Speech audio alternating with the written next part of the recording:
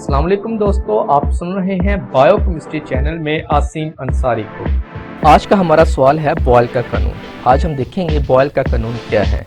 According to Robert Boyle, volume of a given mass of a gas is inversely proportional to its pressure provided the temperature means constant.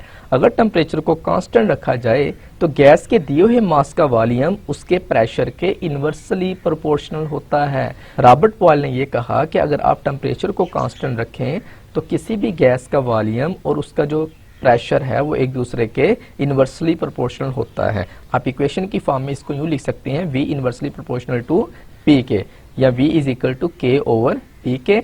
अगर आपने के की value निकालनी है तो V P बराबर किसके बन जाएगा, ये के बन जाएगा, यानी कि constant K. V P is equal to K means constant.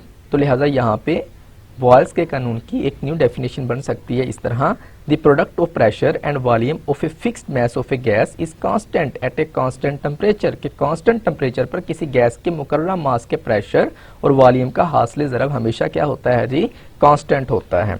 Boyle's law के मुताबिक P1 V1 is equal to K, then P2 V2 भी इज इक्वल टू किसके होगा, के होगा। यहाँ पे P1 जो है वो क्या है जी, इनिशियल प्रेशर है।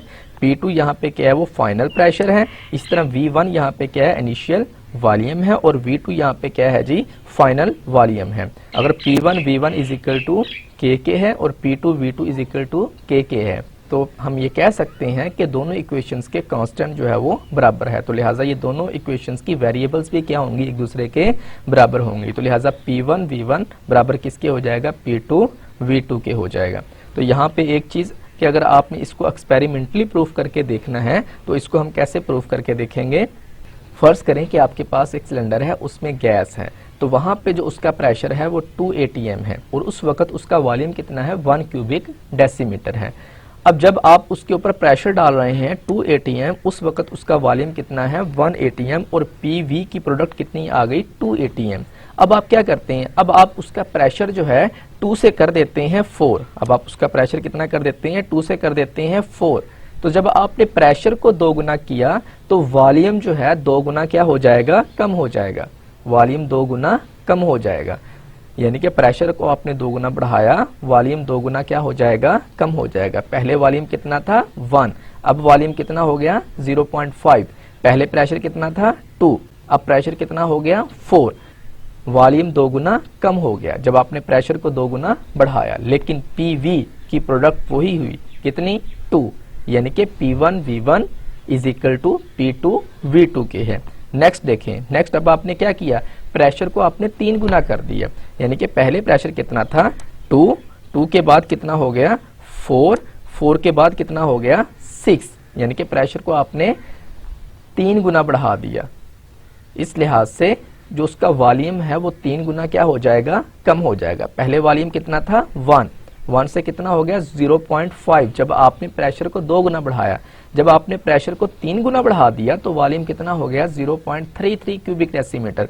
लेकिन देखें PV की प्रोडक्ट वही है, 2 ही है यहाँ पे, यानी कि आप कह सकते हैं P1 V1 is equal to P2 V2 and P2 V2 is equal to P3 V3 के। अब इस तरह आगे देखें, आपने क्या किया, प्रेशर को 4 गुना बढ़ा दिया। पहले कितना था, 2 से आपने किया 4 से आपने कितना कर दिया, 6 से कितना कर दिया, 8 कर दिया।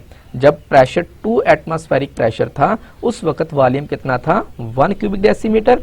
जब आपने प्रेशर को 2 गुना बढ़ाया, वॉल्यूम 2 गुना कम हो गया, 0.5 पे आ गया। जब प्रेशर आपने 3 गुना बढ़ाया तो वॉल्यूम 3 गुना कम हो गया। जब प्रेशर आपने 4 गुना बढ़ाया तो वॉल्यूम 4 गुना कम हो गया, लेकिन PV की प्रोडक्ट वही आई, 2 ही आई। लिहाजा हम कह सकते हैं कि P1 V1 is equal to P2 V2 and P2 V2 is equal to P3 V3 and P3 V3 is equal to P4 V4।